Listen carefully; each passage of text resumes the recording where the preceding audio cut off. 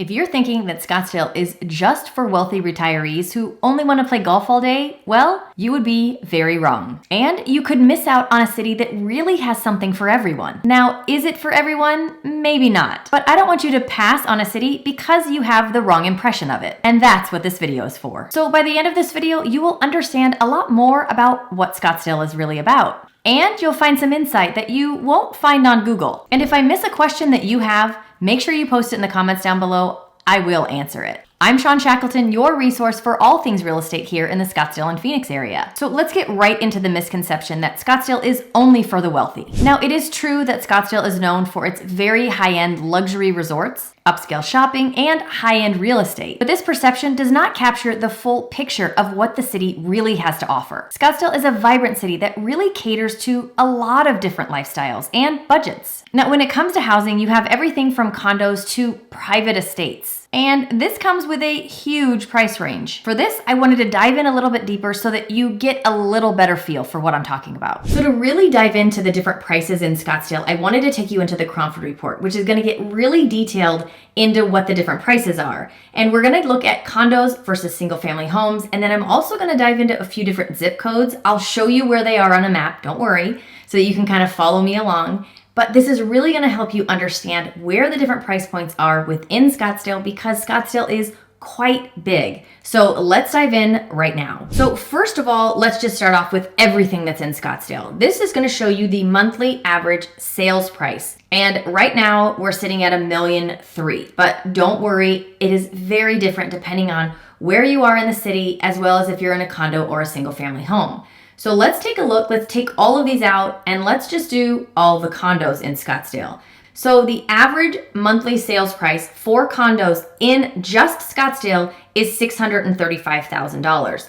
So now we're gonna go back and we're gonna look at all of them. This is gonna be just single family homes. So just the single family homes in Scottsdale, our average sales price is closer to $1,650,000. So now we're gonna go back to the condos. So we're just looking at condos right here. And we're gonna take a look at where a lot of the condos are in Scottsdale, which is down closer to South Scottsdale. So we're in 85257, and I'm gonna put in 85251 because there are some condos down there in that area as well. And when we're looking there, we're looking at $620,000. Now I'm gonna take out 85251 right here, and I'm gonna tell you why.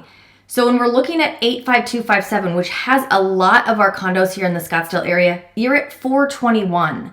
So the reason I took out 85251 is that there's a section of 85251 that actually falls into that Arcadia section, and the price points jump significantly. And believe it or not, there are a few townhome condominiums in there that are $1.5 million to $2 million. So if we take those out, you can see that these are just the condos in that 85257 zip code, and we're at 421. So far from the exorbitant wealthy prices that a lot of people talk about here in Scottsdale. Okay, again, now sticking with condos only, I'm gonna take out 85257 and I'm gonna put in 85258, which is the McCormick Ranch area. We're gonna look at 85260, and that's McCormick Ranch, and then just gonna be a little bit farther north, and again, I'll show you on a map. But this, you're looking at $579,000. So again, they're $500,000. I know for some that is out of their price range, but this is far from the multi-million dollar prices that a lot of people think about. That's all you can purchase in Scottsdale. Okay, so now I want to look at single family. So these are just single family in Scottsdale. Again, we're going to break it down by zip code. This again is in 85257. That's that South Scottsdale area. And right now, the average sales price is $661,000. So for all those people that are saying, well, that's great, but I don't want to live in a condo, here's a single family home at $661,000. Now, this is the average, and something to remember is that our averages are always higher than what the median is. So if you really start looking at all of the homes that are on the market, I can tell you because of the average versus the median, you're gonna find homes that are less than the $661,000 that we're seeing here when we're looking at the overall median. So now I'm gonna do the same zip codes that I did before. So we're at 85258 and 85260 in single family. And this jumps significantly, and we're at $1.5 million.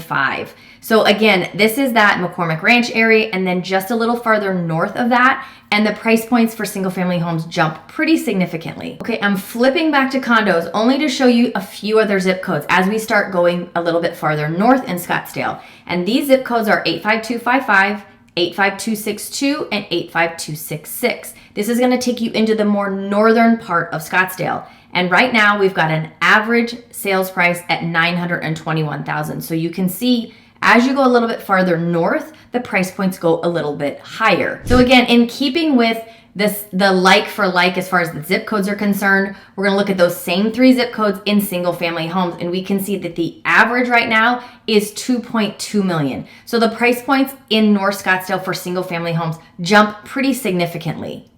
Okay, so here's that map of the zip codes that I was talking about. And as you can see, all the way north in that orange section, right at the corner of where it says Phoenix Metro zip codes, that is gonna be 85266.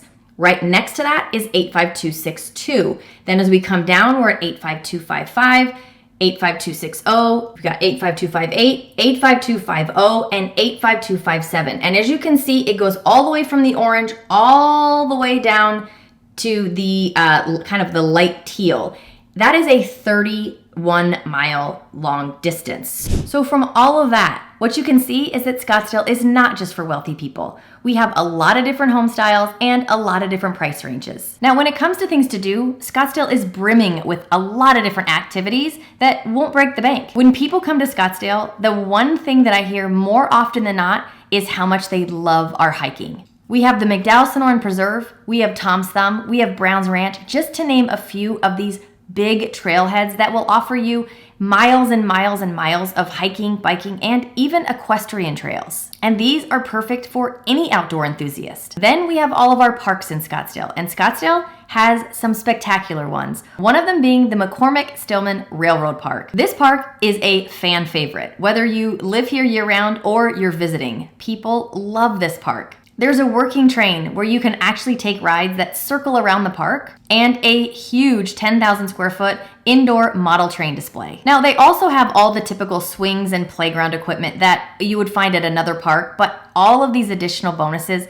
just add something special to this park. Now, I will tell you that the train rides and the carousel ride do cost a little bit of money, but there's no entrance fee just to get into the park. We also have a lot of free or low-cost events throughout the year, including art walks, farmers markets, and seasonal events. The Scottsdale Public Library also offers a lot of free activities for people of all ages. And many cultural attractions, like the Scottsdale Museum of Contemporary Arts and the Scottsdale Civic Center Mall, offer free discount days or discounted entry fees. Now, along with the luxury resorts, many think of fine dining when it comes to Scottsdale. And while Scottsdale does have a lot of fine dining restaurants, it also has a thriving scene of casual dining options. You will find many local or fast casual restaurants that people love here that, again, won't break the bank. But for those times that you want to go to those fine dining restaurants, it is really nice to have all the options. Now, Scottsdale has been more recently described as the Beverly Hills of the desert, not only because of the high-end real estate, but also because of the high-end shopping. But just as I showed you with the real estate prices, the shopping is very similar. Scottsdale does have some very high-end shopping available, but it also has a mix of several more affordable options. Places like Scottsdale Fashion Square, Kierland Commons, and Scottsdale Quarter has a mix of all of these, and there's something for everyone. Now on to another big misconception, and that is that Scottsdale is just for retirees. Now, while it's true that Scottsdale is a favorite for those looking to retire because of its warm climate, beautiful scenery, and excellent amenities, it is far from being just a retirement location anymore. In fact, in recent years, Scottsdale has evolved into a dynamic city that is attracting entrepreneurs, families, and young professionals. Now, I will say that as someone who has lived in Scottsdale for over 21 years, that it has never really felt like it's just for retirees, ever. But over the past 5+ years, I have noticed a bit of a change. And much of that has come from many of the businesses that were brought here to change our overall job landscape. And then when businesses started moving into the state because of our friendlier business practices, things started to change a little bit more. This did bring younger people into the city of Scottsdale, and more more often, those people are choosing to make Scottsdale home now. Now, something else that has helped is the booming tech industry here in Scottsdale. And this is attracting young professionals from all over the country. The city is home to numerous startups and established tech companies, creating a hub of innovation and opportunity. Scottsdale has become a significant player in the overall tech world, and this growth has led to a demand in skilled workers, further expanding the city's population. And those that are coming will not be disappointed by Scottsdale's nightlife, which is quite lively. There are a lot of bars and clubs and restaurants that cater to the younger crowd. You will find many of these in places like Old Town Scottsdale, which is known for its energetic atmosphere, with trendy lounges and rooftop bars